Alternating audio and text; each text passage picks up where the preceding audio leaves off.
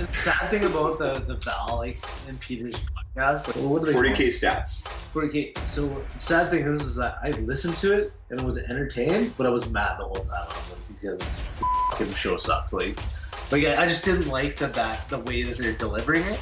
That frustrated me, and I was like, I don't think that either of those guys listen to our show, but if they do, I'm not one to just be like, hey, stop doing like what you think is cool. Because like you probably like the Raptors and stuff too, like Cash Money Hammer. Cash Money Hammer. He absolutely likes the Raptors. There's no doubt in that. But he was wearing his visor upside down, like with his Cash Money Hammer basketball jersey.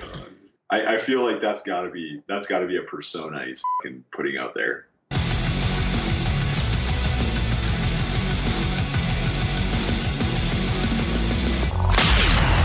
Frontline Gaming presents 40K Stat Center with your hosts Val Heffelfinger and the Falcon. The boys in Boise got to work those arms as they doubled up on Team Double Dutch Rudder at the Boise Cup. It definitely was not a deadly dearth of draws at the Desert Rat GT. Who would win in the eventual war of widgets and wads? Does everyone from New Zealand look and sound like Peter Jackson? The winner of Battle Above the Brynderwyns sure does. Our first bona fide podcast shade toss. How does it feel, Falcon? Oh, it feels so good. You've hit the big time when other podcasts start throwing shade, but I love it. Although I will have to correct them. I have never once worn a visor upside down. No, I believe they were referring to me in my garb, and as well as my beloved team, Cash Money Hammer, maybe at the Las Vegas Open. I'm not exactly sure where they would have spotted me in all my glory. And I mean, if this is a persona, my name is not Val Heffelfinger. I see what you did there, and I really enjoyed it. Now, of course, we don't want to go out the source too badly, but if you ever did want to meet that show, go to the Tim Hortons and Kamloops, knock 3 times on the wheelchair-accessible bathroom, and ask for a double-double. Well, we hope everyone had a wonderful weekend. Here in Canada, the sky was alight with fireworks as we celebrated our 152nd year as America's fanciest hat. While deep in the heart of the Rio Grande, within the tater-rich soil of the Idaho and the sheep-ridden fields of New Zealand, our comrades went to war with tiny painted spacemen. While a slower week than we have come to expect this year in terms of major and GT coverage, it also meant an easier one to collect and compile the data for you. 40kstats.com is all up to date with the latest numbers coming out of this weekend for your viewing pleasure, as well as the top lists from 2 of the events we're talking about today. Yeah, so this week we did our best to get you all of the top table action from the 3 events on the docket, and I believe almost everyone delivered. It's definitely been a pleasure to receive such rich and informative takes from the players, I think. While we do our best to reach out and get sound bites compiled, there are times when players just don't have the time to reach back to us, or they would prefer a more intimate one-on-one interview to give their lists, tactics more justice, etc. Or sometimes we're just late getting them the questions we'd like to see answered. And by we, Peter means me. I'm late. Well, okay, we can take it on together, my good friend. Now, something we've begun implementing for future use is going to be a regional correspondent role for the podcast. Our plan is to eventually have friends of the podcast from regions all around North America and the world that frequently attend the larger events in their areas, that know the players, keep a watchful eye on the goings-on around them, etc., to start kind of, I wouldn't say working for us because we won't be paying them, but they'll be able to help us with in-person interviews, on-scene reports, and general local area knowledge, just so we can provide a more immersive podcast for you guys. Yeah, and it's always good to have people on the ground and closer to the scenes who know the players, can give us insights on who to watch and who to definitely talk to. Not every time the top table is the biggest story, so you kind of have to know the names on the page in order to get that. So having a roster of correspondents will be really helpful. We've got some folks we're going to be reaching out to over the next week. But, of course, if you're in an area and you're a keen listener of the show, feel free to reach out to us on our Facebook page, 40K Stats Center, or Val Heffelfinger, whatever you like. Just get in touch with us, and we'll see if there could be something you can help us with. For sure. And we'll come out in probably another 2 or 3 episodes with the actual list of people that we've reached out to and have agreed to do it. And once you've seen the regions, maybe you'll want to be added yourself. And even if you're not one of the regional correspondents, feel free to reach out to us anytime. Like Val said, if you're going to a major event and you want to help us out, we will gladly accept anything you can provide. Absolutely. And just on to some other news. I think some of you may have noticed that the podcast feed you're currently listening to is actually been changed. It's no longer Signals from the Frontline. That is one of the many exciting shows available to you on the Frontline Gaming Network. Bam! So Where's the air horn? Yeah, I gotta get an air horn button. There's an empty space on this board for an air horn button. Next week, guys, air horn until you hate us.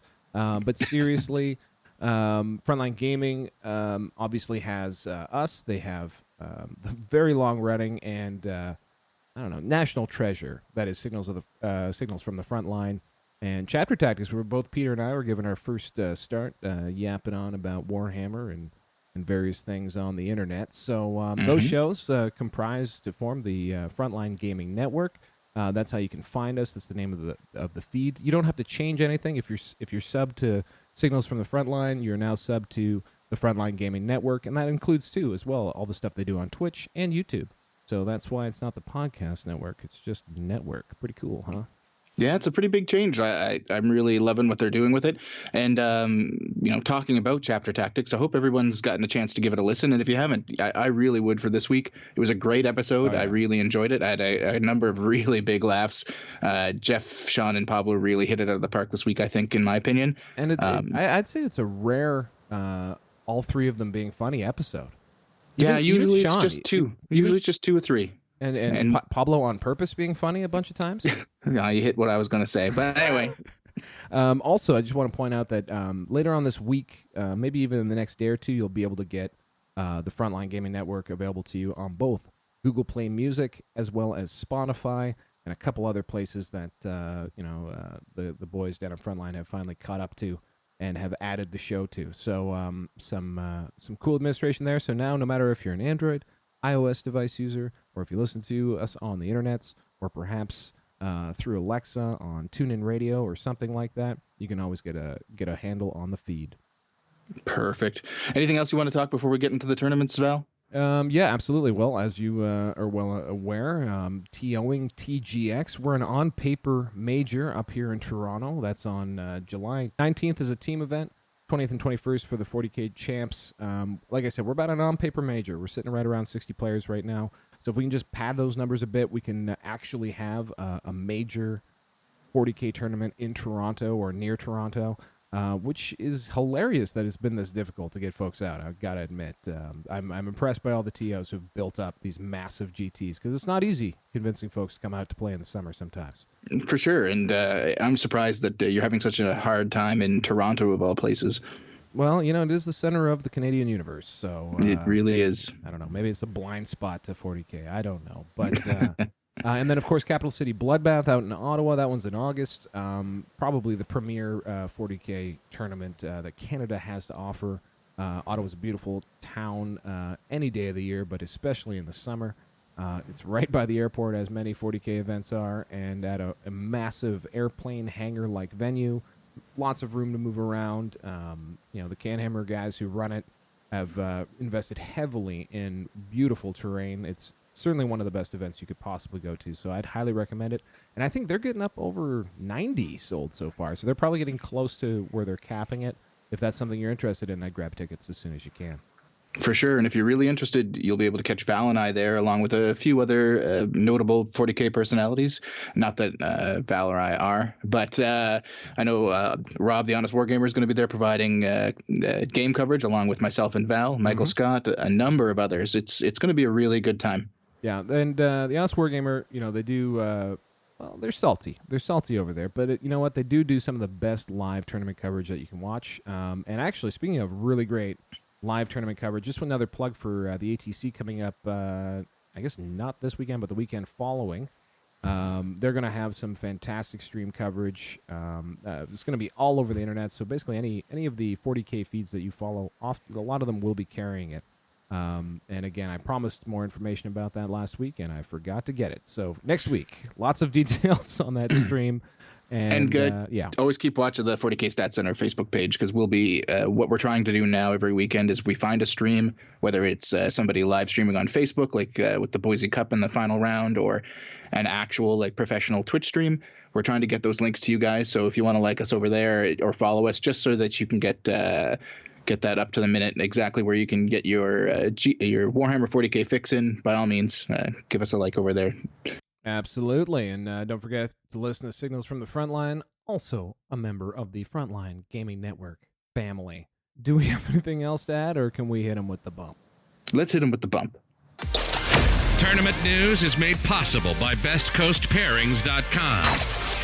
Download the BCP TO app to organize events for just about any tabletop game system. Download the player app to easily find and participate in events from around the world. Subscribe to BCP for as little as $5 a month to support the team and unlock additional features. Available for iOS and Android. BestCoastPairings.com. Competitive events easier. Oh, Keith, always so smooth. So what are we talking about right now, Mr. Falcon? Hey, without further ado, let's kick it to Boise, Idaho, home of the Broncos for the 3rd annual Boise Cup. Ranked the safest city to live in the United States of America. And Boise is truly just as burgeoning a mecca in the real world as it is in the Warhammer one. Last year, the event hit 58 players, and this year it sat at 76 with 80 initially registered, so not too bad on a attrition standpoint. That is huge growth for what has been, by all accounts, an incredible event to attend. Let's get to TO Aaron Albert and hear what he had to say about the Boise Cup, its origins, and its growth. How it got started is I moved to Boise 3 years ago, and when I came here, I noticed that there was no ITC events here at all, or much of any at the time, and I saw ABU Games, which had a great gaming space, and along with a friend, Matt Johansson, we decided to start up a league, run tournaments, and lead up to a larger grand tournament. As we stated earlier, Boise has become quite the Western mini-mecca for 40K, with a large number of players traveling from out of state to attend. Aaron was kind enough to give us a bit of a breakdown of who showed up and what to expect if you go next year. We had a good amount of players travel. At least 2/3 of the players were from out of town, including up to 5 states at least that came to the event. The meta in our area is mixed. We do have a lot of really solid competitors, such as Ben Cromwell, Michael Schneider, and Matt Johansson. So there's a lot of tough competition here. As Aaron mentioned, this event was absolutely stacked with big-name players, both local and from abroad. Local hero Michael Damn You Snyder was in attendance, as was the likes of Brandon the Finisher Grant, Sean Maida Morgan, and fresh off his first major victory, Richard the Old War Boss Kilton. Every major faction but Grey Knights had some kind of appearance, though Imperial Knights definitely led the way, making up the primary detachment in 10 lists and being a part of 13. Crass Crusaders were out in droves. Boise also continued the upward trend of mono-faction armies showing up at large events, with 42 of the 76 lists qualifying as such.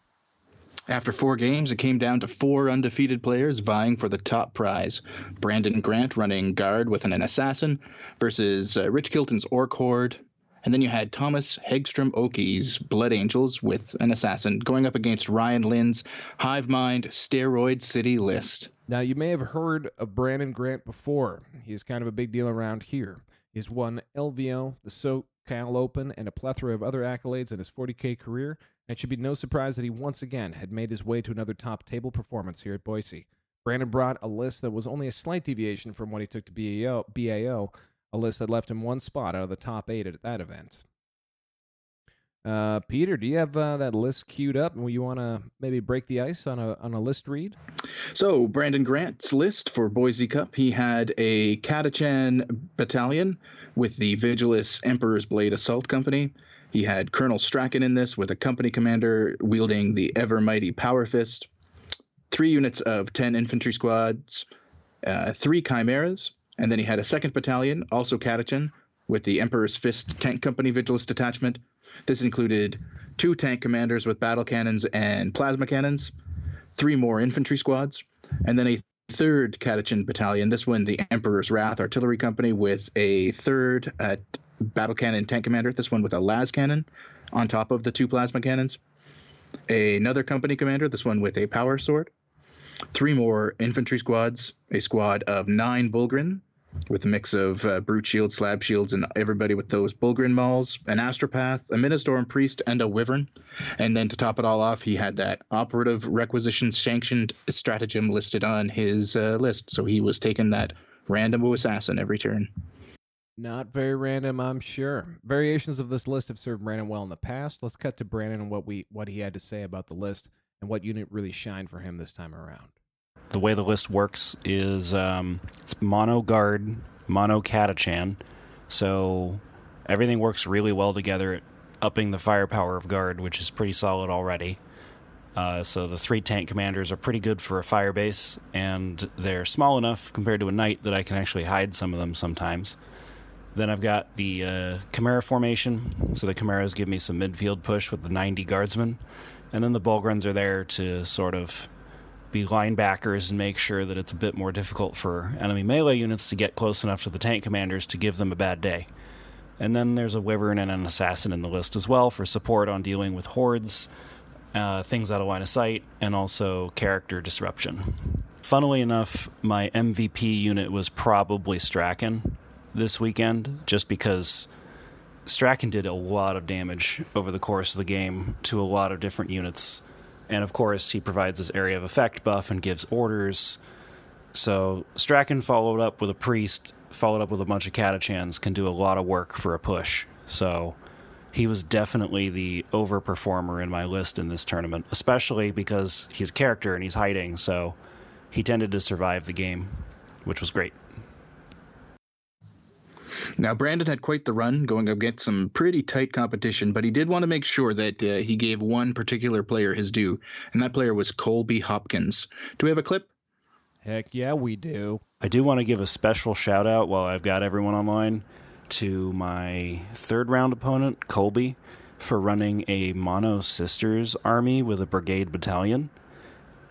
I was very impressed by that. And if you look at the scores, it was another close game, 24-21.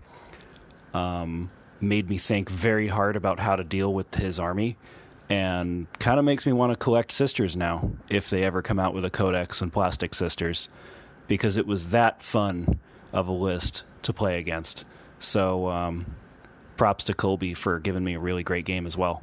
And of course, feel free to check out BCP to see what Colby brought. All you got to do is subscribe, $5 a month, not too bad. But as we said, Brandon went into the final match as far from the underdog. Let's hear how he fared and what went down from his point of view.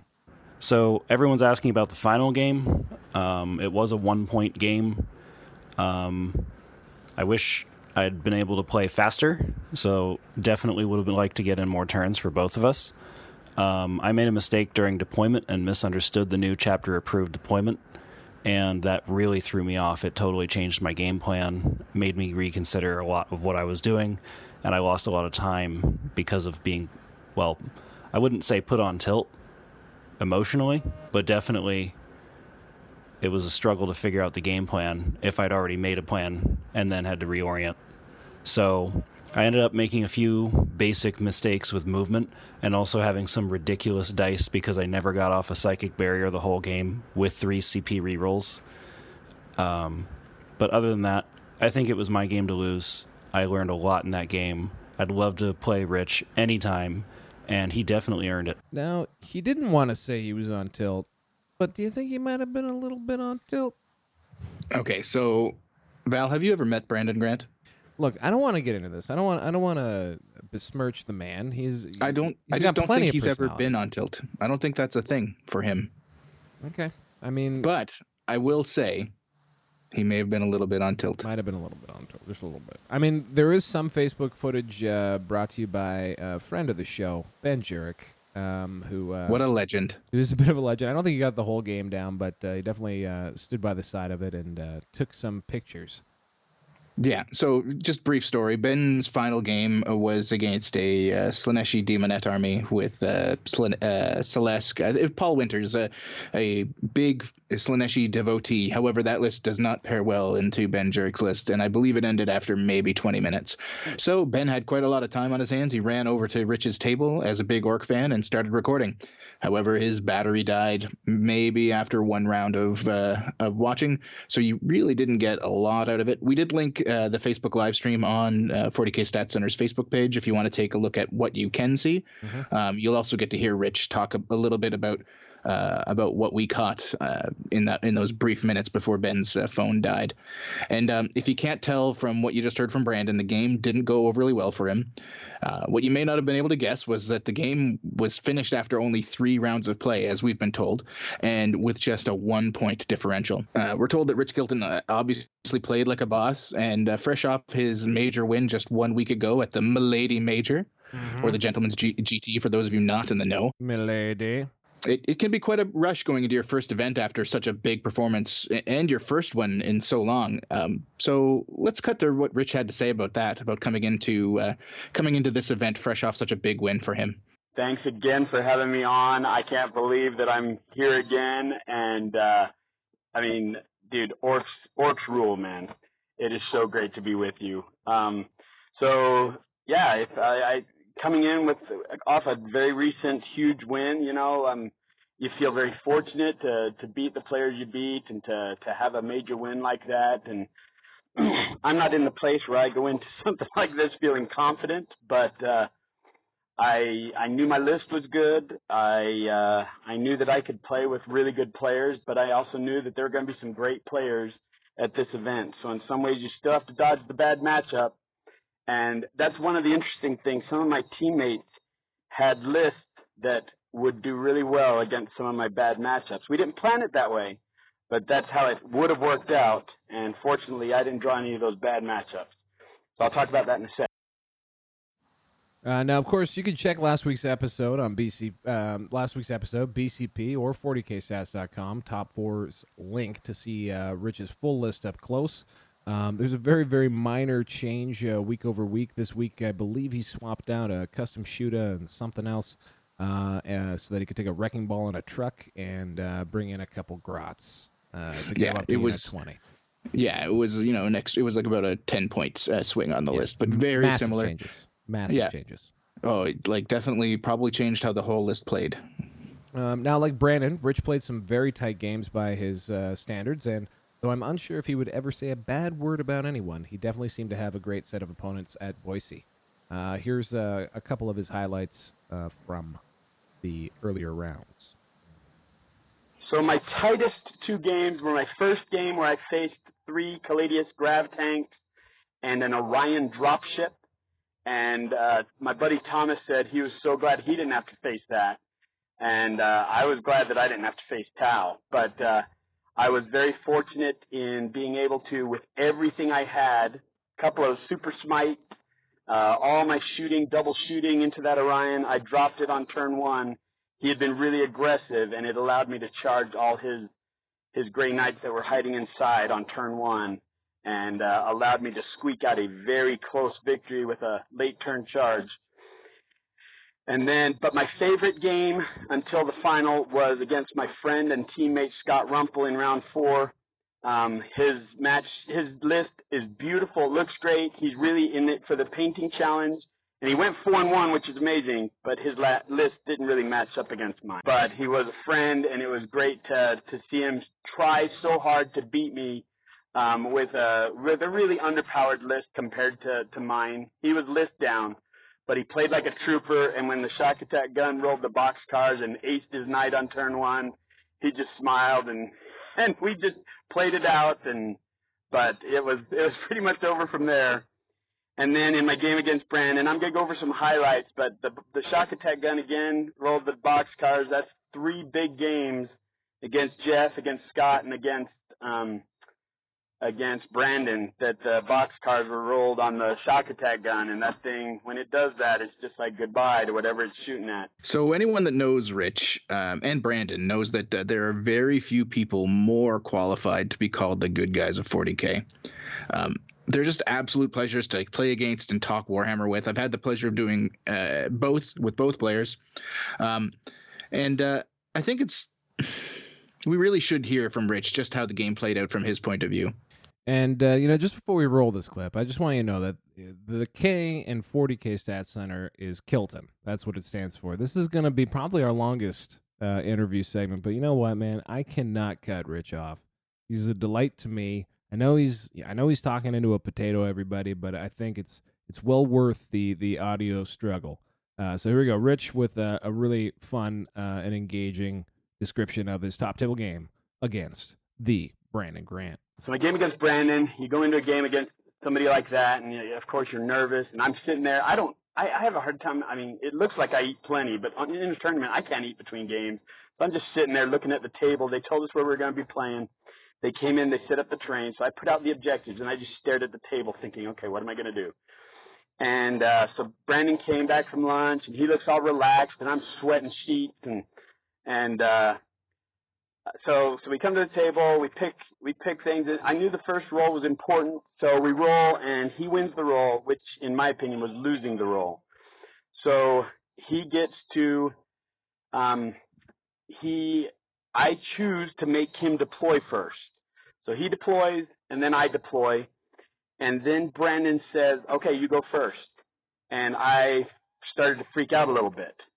So in a game against most people, they say something like that. You go, oh, you don't understand the rules. Because in this mission, whoever deploys first goes first. But this is Brandon Grant. So when he said that, I go, dude, I must have misread the mission. What am I thinking? I screwed myself. And so I go, is that, no, Brandon, I think that you have to go first. And he's all, no. And I'm going, oh, no, I'm an idiot. So I don't doubt Brandon Grant, but I go, let me check. And so I grabbed the paper and we read through it. And I actually was right, which I'm so glad.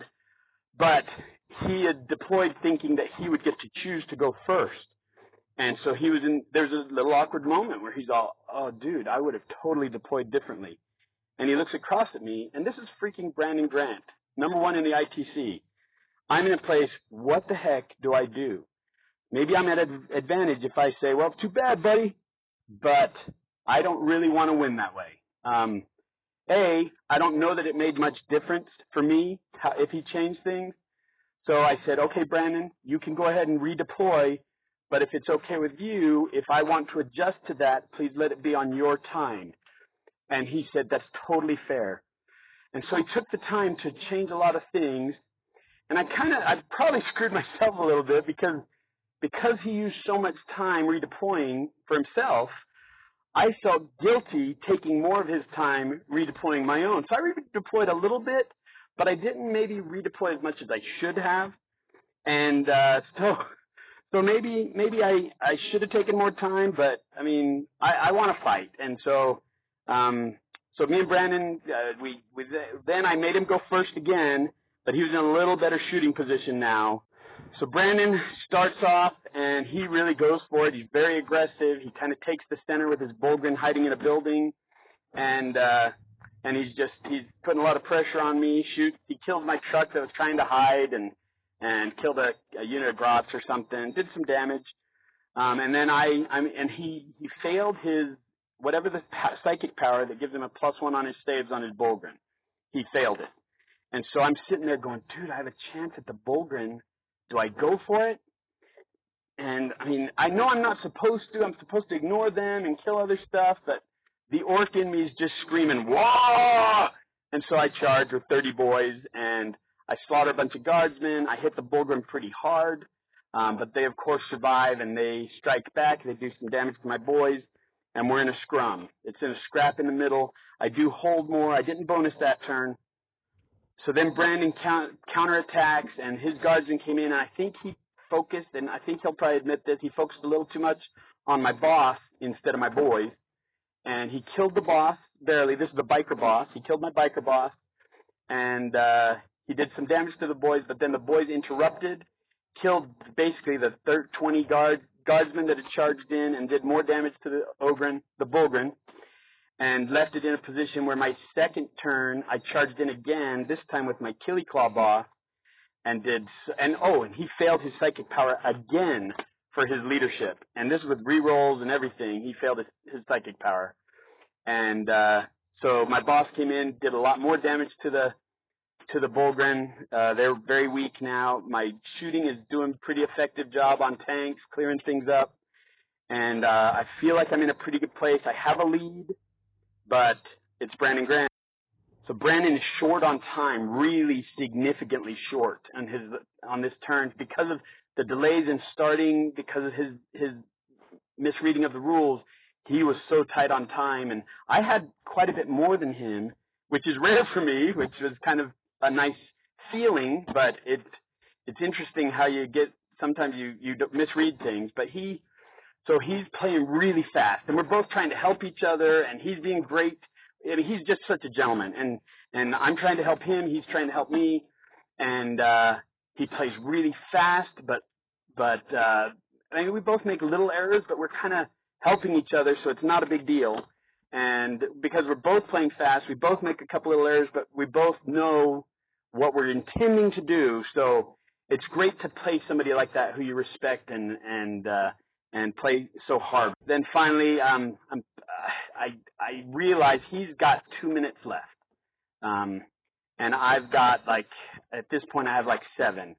And basically, he wanted another turn. I would love to have had another turn, but I didn't feel like I could, in 2 minutes, I could do what I needed to. I tried, but as we see, it ended up I needed the whole time just to do the things that I needed. So I was going to be under 5, so this was going to be the last turn. I had counted it up in my head that I did have a good lead, but I still had to get some work done on the final turn. There were a couple of things that I misplayed just time-wise. I thought I had plenty of time with 7 minutes, but I'm going and I'm going, okay, now I'm going to assault with this unit and this unit. I should have just assaulted with the 1 unit instead of trying for redundancy and just swung. But I ended up charging him with 3 units so that I could make sure I killed it. And then I hear a beep, beep, beep, beep, beep, beep. The time was up. And I'm going, no way, that can't be. Because I needed that for a big game hunter. It was a big deal. I was freaking out. And I look over, did I just lose because I was being overcautious? But when we counted up the point, we looked at it, and I beat him by a point. And I'm just going, ugh. And I knew Thomas had won, and it sounds like he had won big. Thomas is my dear friend and somebody who has taught me so much about the game. So there are going to be 2 undefeated, and I knew it was my friend. And I go, oh, did Thomas catch me? Because I knew he won big. Thomas comes over, and I find out that my dear friend, I beat him by 2 points. And our team went 1st, 2nd, and 4th at the tournament, and I couldn't be prouder of these guys. God bless Richard Kilton. Now, while this was all going on, the internet was absolutely abuzz with Thomas Hegstrom Oakey's performance. He was running a mono-faction list by ITC standards, and one that has been an underperforming army for over a year. Yes, indeed. Thomas Hegstrom Oakey brought Blood Angels to the Boise Cup. He brought what? Blood Angels, the sons of Sanguinius, as it were, the sparkly vampires. Goodness gracious. And not only that, he brought a list that you kind of would have expected to see a year and a half ago out of Blood Angels, with 1 or 2 of the later adjustments. So we start off, he's got a battalion with the Sanguinor, or as he calls them, Sanguinor, a chaplain with a jump pack and power fist, a librarian with a jump pack, 3 units of scouts with combat knives, a 2nd battalion, this with a sanguinary priest with 2 chainswords and a jump pack, and a smash captain. That's a captain with a jump pack, a thunderhammer, and storm shield. He then had 2 more units of scouts with combat knives, a squad of infiltrators, and then a vanguard detachment of Blood Angels with the brand new librarian and Phobos armor, a sanguinary ancient with the standard of sacrifice and an inferno pistol, 15 death company, 5 of which had thunderhammers, and 10 sanguinary guard, 8 with swords, 2 with power fists, and finally the pick your assassin stratagem for that, with that extra 85 points that he had left in reserve. This is quite the list. Like I said, this is kind of the list that you'd expect to see, BAO 2018. Nothing from this year. If you want proof that this is a tournament with good terrain, I think this list going 5-0 has got to be evidence of that. Well, how about we listen to what Thomas had to say about it, because I think he touches on that a little bit. Oh wait, I wasn't just doing deep analysis there. Well, you know. Whoopsie. What inspired me to try to give Blood Angels a go? Well, I've been playing Space Marines as long as I've played the game, and play regular Space Marines for the most part. But I found that they became very mono build, and you couldn't do very much with them, and they didn't have the close combat and the mobility that I see from other armies and that I wanted. And Blood Angels do have it, but they are also weak when it comes to shooting. I had in the past used kind of mixed lists. Last year at the Boise Cup, I ran with a Knight, Blood Angels with a Knight. But once they changed the ITC to only get faction scores for full build, I decided to go mono build. As for any special approach, I definitely believe that for my list to work, you have to have good terrain. And I knew Aaron Albert's great. He's passionate about having good terrain, and I knew that we could get that my list would be able to at least have a chance in the meta. MVP units for this weekend, I don't know that there was one unit, one model or unit. Everybody had kind of their own game to shine. My game 3, my scouts were really good. My assassin was really the Calidus was really clutch in game 2 to make Sean make some decisions he didn't want to make. My Vindicare in game 5 just wrecked house. In game 3 as well, my Vindicare played really well. I aced 2 Ork characters turn 1, and then was a threat the whole rest of the game, even though she only laid out 2 wounds for the whole rest of the game. Special shout out to the Sanguinary Ancient. Always the Sanguinary Ancient with the Banner of Sacrifice is just amazing unit. Even when he died, he was always there. So there you have it. And if anybody's interested in how most of his games went and his strategies going into each one, Thomas has started doing a series of articles for FLG on the Boise Cup and his experience there. He's already put his round 1 experience up. It's a really good read if you want to get into the nitty-gritty tactics that I know a lot of people were very interested in. I can also tell you that Thomas is super open to anybody sending him a message and asking him for tips and tricks on Blood Angels or just general advice. He's a quality individual from everything I've been told. And Thomas's round 5 opponent was one Ryan Lynn, running a list that Peter has affectionately dubbed Steroid City. I would be remiss if I didn't bring up Steroid City, because this is quite the exciting list for me to see at a top table. First off, he's got a Jormungandr Tyranids Battalion with 2 Neurothropes, a Ripper Swarm squad, 2 units of Termagants with Fleshborers, 1 of 10, 1 of 11, and then 8 Carnifexes with heavy Venom cannons and twin Brainleech Devourers. He then has a Cult of the Four-Armed Emperor Vanguard with a Magus and 5 Aberrants, as well as a Biophagus and a Clamavis. And lastly, he's got a Brood Brothers Vanguard with Primaris Psyker, an Astropath, and I believe it's 8 Bulgrin and a Ministorm Priest. Oh my, that's a lot of big muscly monsters coming your way. While we weren't able to get any comment from Ryan on how the final game went down, it definitely sounded like a quick affair as the 2 melee-oriented armies met on the battlefield, and the Sons of Sanguinius ended up victorious. Let's hear from Thomas about going 5-0 and how the event wrapped up for him. It's really funny. I finished my game 5 and knew that I was 5-0 before Rich and Brandon finished their game by a good 45 minutes. So, people came up to me and said, wow, hey, congrats, and that was really cool. But they also were like, hey, if Brandon and Rich tie, or if either one of them only scores 20 or below, you're going to win the whole thing. And it was really funny and ironic, and Rich came right up and hugged me. I mean, he's my teammate, he's a good friend.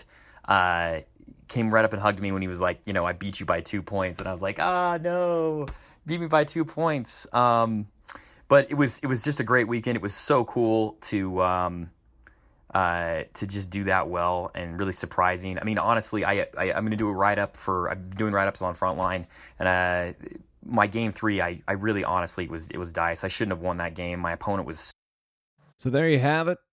Rich Kilton comes out on top yet again. Congratulations, old man. Let him have the final word, though, before we bump out of here. I appreciate all the support, and I appreciate the article that John Weiermuller, I don't know how to say his name, sorry, John, wrote. He's going to give me a yellow card now at LVO because I mispronounced his name. But he wrote an article on Frontline Gaming about the game being a young man's game and about Rich Kilton being an outlier because, you know, most of the players are young, single, and don't have kids, and that I'm the outlier, and it's great to be the outlier, and I think it just fired up the Orks that we were being called the old man, and I call myself the old war boss because it's great to be old because we're wily and we're crafty and we don't have to show off. We just have to win, boys, and that's what we did this weekend, and it was awesome, and I'm happy to represent the Orks, and thanks for all you do, Val and Falcon. You guys are great. Tournament news. I'm Lawrence Baker. And this is the B-Bone from Tabletop Tactics. You're listening to 40K Stat Center. Oh, whoa. Did we just get disturbed by celebrities? Oh my god. Did you really get them to say that? Regardless, ladies and gentlemen, why don't we now swing on over to El Paso, Texas, also known as a cozy little border town nestled up to picturesque Juarez, Mexico. You may know it from such cultural touchstones as Breaking Bad, Sicario, and Jars of Salsa. And John Cook. However, it is also home to one of the stops of the Texas Circuit Championships, the Desert Rat GT. Culminating in a final, one can only assume, gun-crazed, desperate standoff at War Games Con in August. The circuit also has whistle stops at the Dallas Open, Alamo Independent GT, and the upcoming Warzone Houston. Let's kick it over to Vincent Arroyo for some more background on the event. I've been running the El Paso GT for 2 years. I decided to run the event because I really enjoy traveling to competitive events around the country, and I wanted to bring that back to my home so I could maybe inspire others to travel and enjoy the competitive aspect of the game. I think what was special about the event was the unique environment in which it was held. It had the feeling of a local tournament, but half the tables were games you'd expect to see on top tables at a major. The level of competition was awesome, but it also had a very close-knit and relaxed feel to the environment. There was an incredibly diverse meta for the Desert Rat. We were lucky enough to have players travel from different parts of 4 states to play in the event, from as far away as Denver and Houston to Phoenix. It was an incredible diversity of lists and some really skilled players I was very happy to see. After 4 rounds of play, 2 players sidled up to the top table. An undefeated Nick Sutherland playing Orks, and his opponent Dino Cedeño, sitting on 3 wins and a draw with his lovable Necrons. Before we get to the main event, let's take a second and highlight Jeremy Lefevbvre. I believe that's how it's pronounced in Le France. Let's go with the Brett Favre pronunciation here. I'm going to say it's Jeremy Lefevbvre. I think it's Jeremy Lefebvre. But anyway, he wound up in second place at the event with a 4-0-1 showing, also going undefeated. Although he was playing Drukhari in the desert, make no mistake, this list is still a beautiful snowflake. He brought a Cult of Strife battalion detachment with a Lilith Hesperax and a Succubus. He then had 1, 2, 3, 4 units of 5 witches, 2 with Hydra gauntlets, 1 with a Shardnet Impaler, 1 just plain Jane. And then he had 3 fast attack Reaver squads, 2 squads of 6 and a squad of 3. He then had a second battalion detachment, this one of Cabal of the Flayed Skull with 2 Archons. He then had 3 squads of 5 Kabalite warriors and 3 Ravagers, as well as a Razorwing and 4 Raiders. And lastly, he had a Prophets of Flesh patrol detachment with a Homunculus, 9 Racks, 10 Racks, and 4 Grotesques. Now that sure does seem to be a collection of very good things, plus witches. Yeah, and I mean, witches are good too. They're really good at holding up things. I think the one thing that's a little different from his list, and it's something I am seeing more and more recently, is Reavers.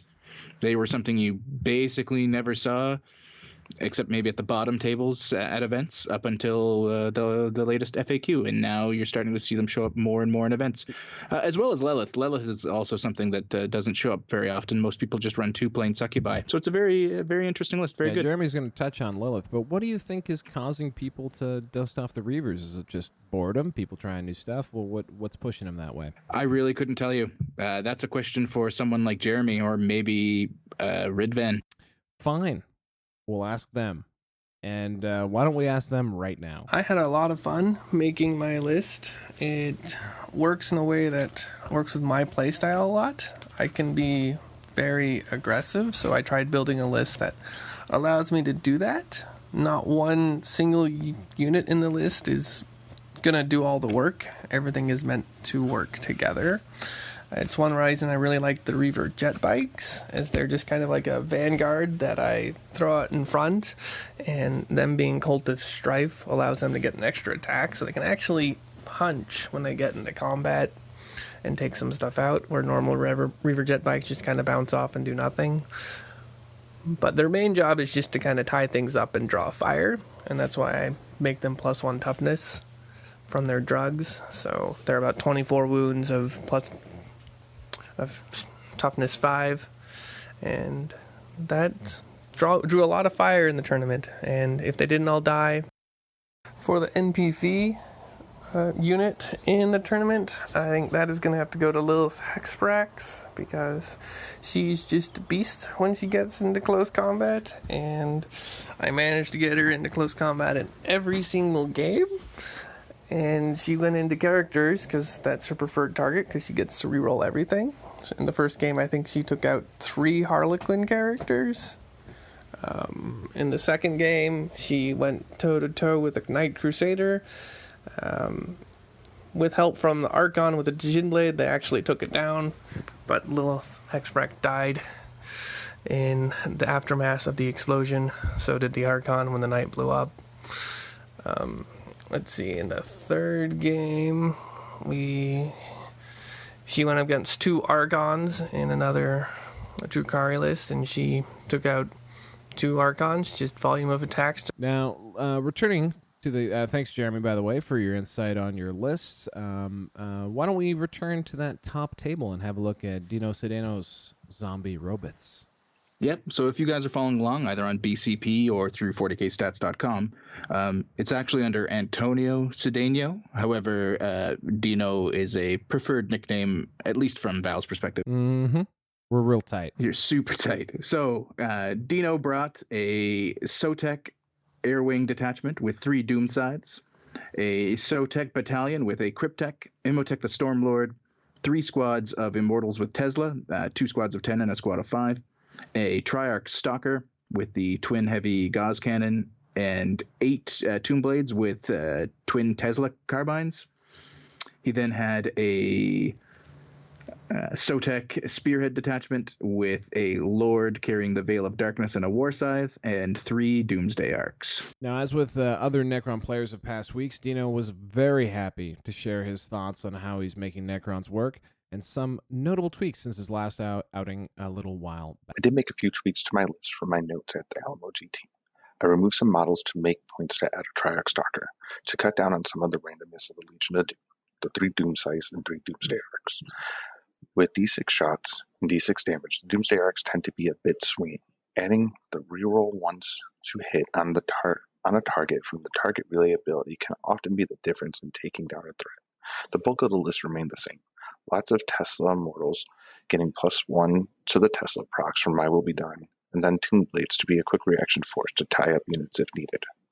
Toss in a Cloak Tech with the Abyssal Staff for some mortal wound generation, a Lord to get reroll wounds for those Tesla Immortals, and Emotech to call down the storm. Necrons right now are pretty straightforward army, so your threat analysis on the start of your turn needs to be sharp, so you can move correctly to have the correct firing lanes and backup fire support when the worst case of D6 shots and D6 damage shows up. I'm sure most of my opponents would have given the MVP title to my Tomb Blades. The 8-man squad with their natural -1 to hit in the shooting phase, 14-inch move, toughness 5, and 32 Tesla shots did work this weekend. With my Doomsday arcs performing pretty subpar day one, the Doom Blades needed to pick up the slack. There were several times in multiple matches over the weekend in which 2 or even 1 bike would survive my opponent's shooting, and the unit would reanimate in my turn to almost full strength. With the big guns letting me down at times, these fast units swung games in my favor.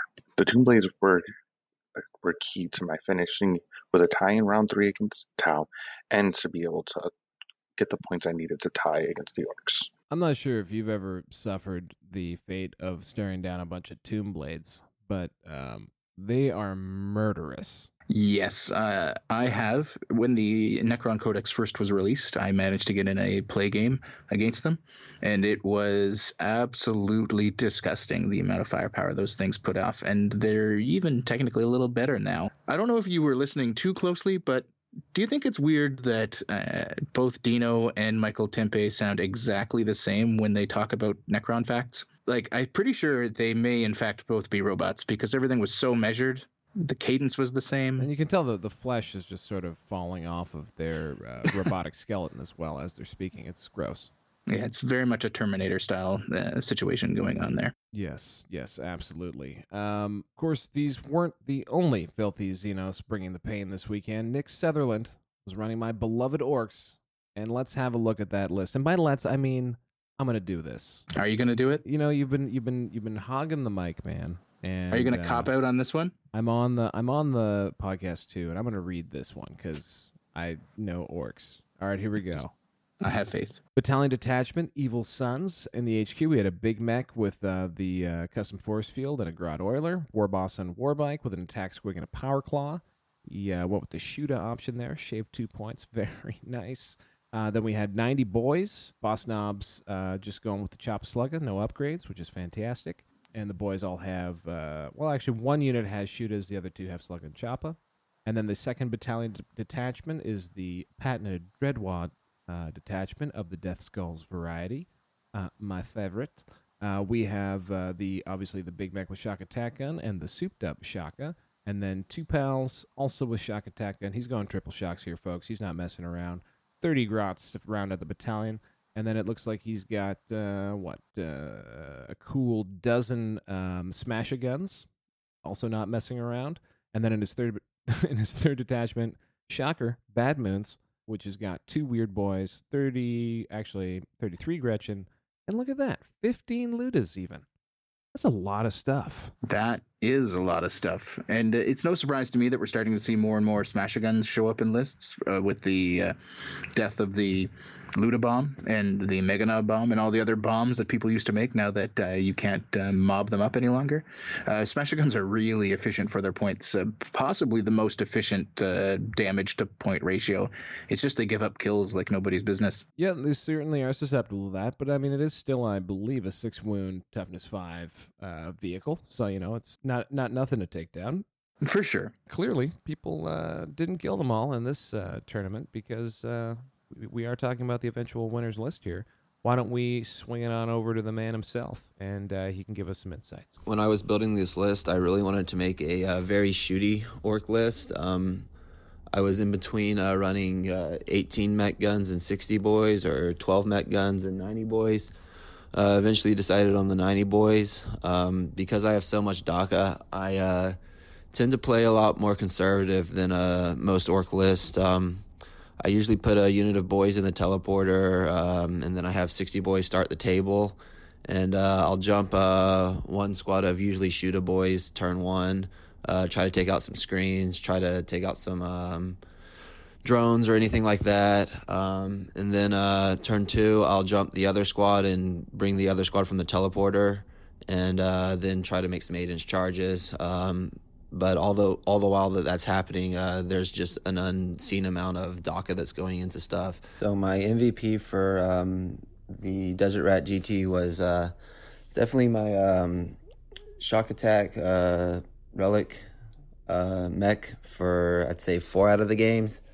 And then one of the games I played against was against a list that had a bunch of line of sight snipers and a bunch of deep strikers, so I didn't have any targets for him, and in that game, whenever his deep strikers did come down, my Ludas proved to be the MVP in that game. There were about 3 times that I rolled 11 plus for my strength, and whenever I was shooting my shock attack relic mech, I would always cast Mordaka on him. And I think one of the times I rolled really hot for hits with Death Skull rerolls, Mordaka, and I ended up doing about 17. We've got 2 scintillating descriptions of these filthy Xenos, mono faction by definition, because they don't have any other choice, lists. Why don't we just go straight to the wrap-up of the Desert Rat GT here and their descriptions of the top table action. First, just want to say that Dino is an awesome player, and every time that we've played, we've had a great game. On the last table, I think the turning point would be when his amalgamated targeting data only did 3 mortal wounds to my Ludas, forcing him to pump pretty much all of his first turn into the Grots and the Ludas to finally kill them. Nick's list is a solid counter to what I am currently running. This Ork list is designed to remove tanks, knights, and flyers. Necron tanks are just a few poor quantum shielding rolls away from getting tabled. Nick knew if he went first, it was going to be a real struggle for me to keep up. Luckily, I got first turn on a search and destroy deployment in which I set up very aggressively to go all in. Not a tactic I would use in every game, but was my best option against this list. I was able to get my Doomsday Arcs, Tomb Blades, Flyers, and using Veil of Darkness, Immortals, into range to lay down a lot of firepower, removing some threats. But with only 1 unit making a charge, I couldn't tie up enough smash guns. The match was a brutal haymaker after haymaker fight you want to see, but with Nick going second, he was able to remove the right things to always hold more, and I could never get the break I needed to get the one up on him. This game was honestly a game of inches. 1 right move in either direction. 1 extra quantum shielding save for me, 1 smash gun not missing for Nick would have tilted the game in either player's favor. At the end of the day, that's the kind of 40k you want to play. A clean game with high stakes where disagreements on rules are handled like gentlemen, and after the match, you can have drinks and joke about the game that just went down. Nick, I want to take this moment to thank you for such a great game. You cleaned house all weekend, and congrats on your first place finish. Enjoy it, buddy, because I'm coming for you in 2 weeks at Warzone Houston. Whoa, things got real there at the end. Yep, Antonia is a robot, confirmed. But a respectful one, at least. Congrats to Nick for pulling out the second GT of the weekend for the boys, and we'll be back a little bit later with Dino. But first, look out for the bump. Tournament news. Hey everybody, I'm Paul Murphy from Forge the Narrative, and you're listening to 40K Stat Center. Oh my god, another celebrity.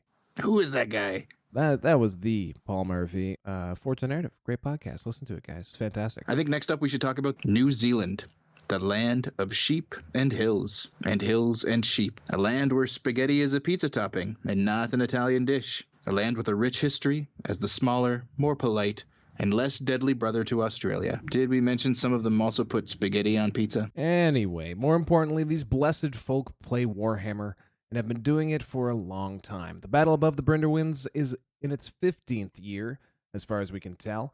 It is hard to say, as the internet did not exist in New Zealand before then, and based on several seconds of our research, has been a mainstay of the Northern Island since. This year, the event was a 1,750-point ITC GT with the limitation that no model above 650 points was allowed in your list. The event was run via Down Under pairings if you're interested in tracking what list showed up and performed. We were lucky enough to speak to attendee and eventual winner of the event, Ashley Pitman. So the event that I attended this weekend was called Battle Above the Brynderwyns. This event has been going for several years now, and it was my first time attending. It was a super cool event, which was a 5-round, 1750-point ITC event, which featured some of, I would say, the North Island's best players, excluding a couple players from down in Wellington. The competitive 40k scene here in New Zealand is growing at the moment, and we're seeing more events now than ever in previous years. We're currently seeing a lot more ITC events coming up, whereas in the past we were leaning more towards Maelstrom missions, but more event organizers are leaning towards ITC, and we usually play around the 1750 point mark. However, with event organizers like Stephen Morris, he's starting to transition us now into the 2000 point league, and I believe more event organizers are chiming into that. So we're going to see a bit of a change here in the scene to follow more of the traditional suit, I believe. Our current meta is Knight heavy with Space Elves, and a couple of Horde players, which I think we're going to start to see more of in the future. So, with a selection of New Zealand's finest on display, Ashley did eventually come out on top as the only undefeated player, beating Hayden Korach's pure Drukhari list. If you want to check out downunderpairings.com, I do believe you need to have a subscription in order to view lists from events that are in the past, much like BCP. But otherwise, it's right here. So Ashley ran a guard battalion with a Catachan Emperor's Fist tank company with 3 tank commanders, all of them with battle cannons, one with the Relic Hammer of Sunderance. He then had 3 infantry squads. He had a Spearhead Cadian detachment with a company commander and 9 mortars. And then finally he had a super heavy detachment with this was House Volker, by the way, with 3 Armiger Helverins and a Knight Crusader. A Knight Crusader. A Knight Crusader. Shocking, I know. Really, the only big difference here is House Volker, which I imagine you could use the Warlord trait that they get. The can only be wounded on a 4+, maybe, as the reasoning, but there's lots going on there. Absolutely. Well, why don't we get a little more specific insight on what's going on from the man himself? And that's right. His name's Ashley. What I think was cool with my list construction is that I took my 1,500 point list, which I won with just recently, and subbed out the Castellan for the Crusader, and I kept the 3 Helverin and introduced 3 tank commanders. Now, what I think was great with this list is that people still target knights, and they value that as one big threat, whereas my list has actually 7 big threats, which is the 3 tank commanders, the 3 Helverin, and the knight. The ones who are really doing all the work is the Helverins with flat 3 and the Sunderance with flat 3, and then the 2 other tank commanders that have D3 damage. So these guys are doing more work than the knight, and people tend to just focus on this big target that's walking towards them. And I think this was just a really great balance in having so many multiple threats that with such high damage that it's really hard for the opposition to actually pick what they want to kill. And the Helverin have 60-inch range, and the battle cannons have 72. These are sitting back, just slinging hot shots at people, while the knight just walks towards them, just generally pattering away at them. My MVP for this weekend was definitely my tank commanders. I was running 3 tank commanders with battle cannons and a single heavy bolter. This was in the Vigilist detachment, the Emperor's Fist. So I had one of them was the Hammer of Sunderance, and this guy was definitely putting in so much work. With the double tapping battle cannon and the flat 3 damage, he was deleting people. Paired with Old Grudges, which I absolutely love. I just sat them back at the back of the board, and I would just light up someone's knight, and that they would just sack it. Absolutely turn 1. I was just dropping knights with these tanks. Everyone said that, they don't like versing knights or seeing my knights in my list, when the real threat that they were mentioning was that it was actually the tanks that were doing more work than anything. I feel like the shortcomings with my list would be if I went up against one of the Ork players which was playing in the semi-finals. I was super worried about playing that list because I just don't think I have the firepower to deal with the Hordes. So I was very fortunate in all of my matchups. I didn't verse a single Horde player, and I versed multiple Knight lists, which I was easily able to deal with because my list is designed to deal with heavy armor. I did have versus a Elder Flyer list in my semi-final match, which was the biggest threat I personally thought I was going to face. He was also my teammate, and I played against the list before, and I was able to get a win. And if I knew if I went second, I probably would have lost that match just because of the firepower that this list can put out. I was very lucky I got first and was able to deal with that list. And I was very happy I was able to verse a Dark Elder player in the finals because I knew my list could take that down. So now Ashley did have one more important thing to say before he signed off, and I cannot really think of a better way to close out our coverage on this event. Absolutely. And I just want to give a shout out to everyone playing Down Under in New Zealand. We have had some love for Australian tournaments. One of the coolest things about the show is getting to talk to people from all over the world. Even if, for the moment, you're playing 1750 and Peter has no respect for you, that doesn't mean the rest of us don't. Oh my God, I'm going to get so many more messages. You know, that's the one. I think that's the one thing that's going to get you some quality shade. It's true. It's true. Beloved format, the 1750, and let's toss it over to Ashley speaking about something else beloved to him.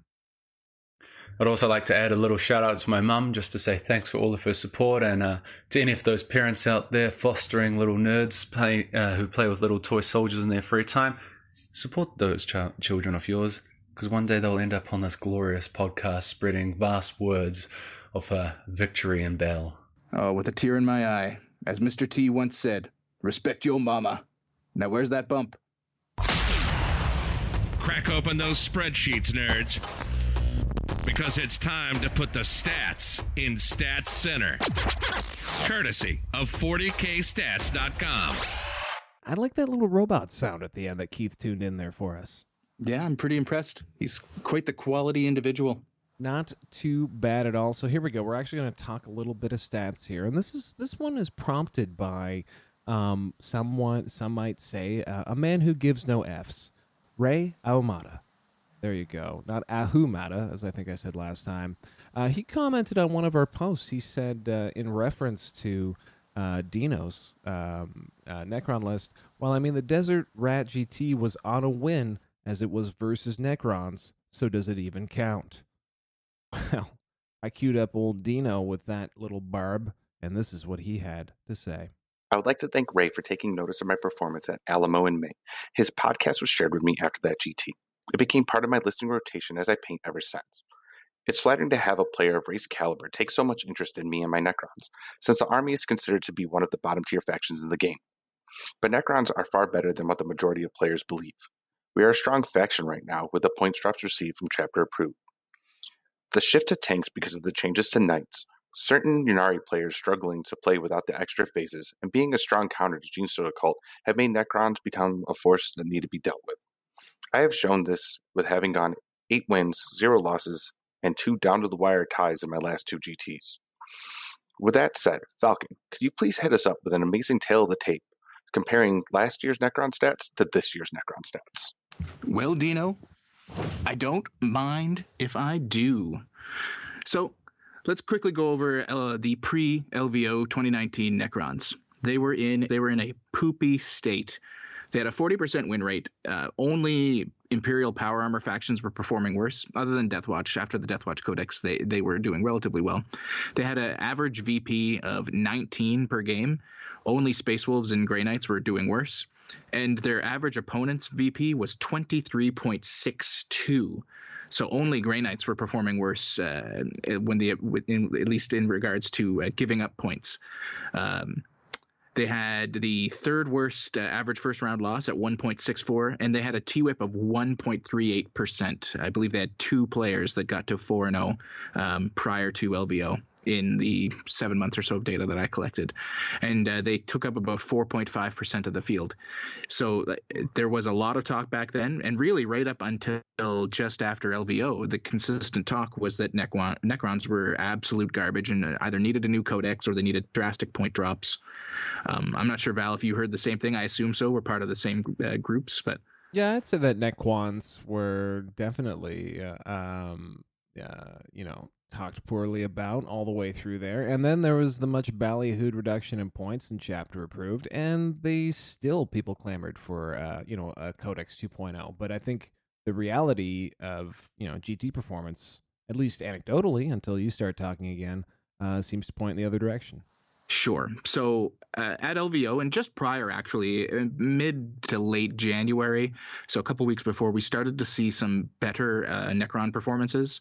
They weren't winning anything still, but you were seeing more, 3-1-1, 4-1 records coming out of Necron players as they switched to the Triple Doomsday Arc build.